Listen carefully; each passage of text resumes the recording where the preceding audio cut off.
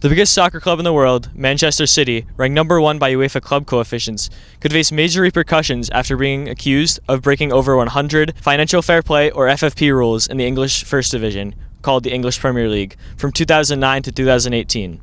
This means hundreds of millions of pounds in fines and damages, league point deductions, titles being stripped, player and staff contracts being voided, and even relegation, all at once if worse comes to worst. These violations allegedly include overspending, reporting false income or expenditure reports to gain a financial advantage over other clubs, lying about wages and transfer fees, and other things among that. According to the FFP, clubs are only allowed to report a net loss of £105 million over any 3-year period. This includes contracts, player transfer fees, and general expenses to run the club, as well as incomes from gate sales, TV revenue, merchandise, and advertisement. This, however, does not include investments by club owners or investors.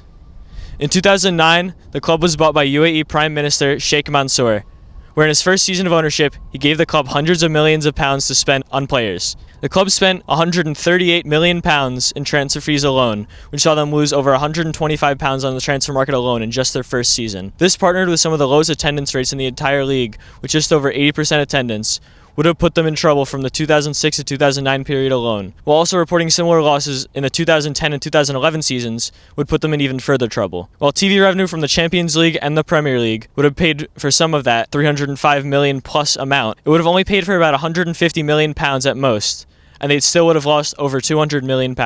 Since the 2008-2009 season, Manchester City had only 3 seasons where they spent less than £100 million, several being double or triple that amount, and only profited on player sales in one of those 14 years, and even then being only just under £12 million. In 2014, they also built entirely new training facilities, costing around £200 million. However, these spendings were deemed by the English Football Association, or the FA, to increase the infrastructure of the sport in England and did not need to be reported. If you're wondering why FFP rules are in place in England, it's similar to the salary cap in most American sports, where a team can only spend a certain amount of money on contracts to keep the league from being too top-heavy for the richest teams, and make the league a competition every year. For soccer, it makes it so one team can't just be bought by someone like Bill Gates and buy their way to dominating the entire sport, making it unfair for teams with less rich owners. While teams who are rich often stay rich, this system gives poor clubs a chance to compete. We saw this in the 2015-16 season, where a rebuilt Leicester City club, which had been promoted from the second division the previous season, won the league by 10 points in one of the greatest underdog stories in sports history.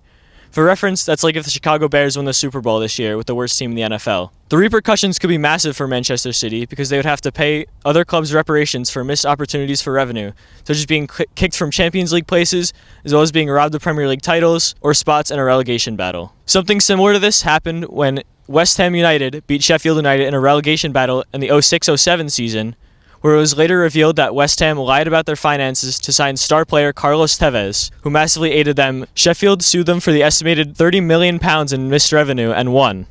Now, every single club that missed revenue over the last 9 years because of Manchester City could do the same thing and potentially bankrupt the club. There could also be around £30 million in fines and point deductions, up to 15 points in the league, which would take them from 2nd to 9th place, although still above big clubs like Liverpool and Chelsea. But the final outcome would be catastrophic to the club, which would be relegation from the Premier League.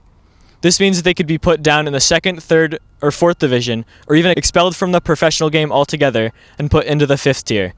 This would mean they have to find money to maintain their massive stadium and training ground without the money from the Premier League, as well as players leaving to play at a higher level and contracts being voided because of the relegation.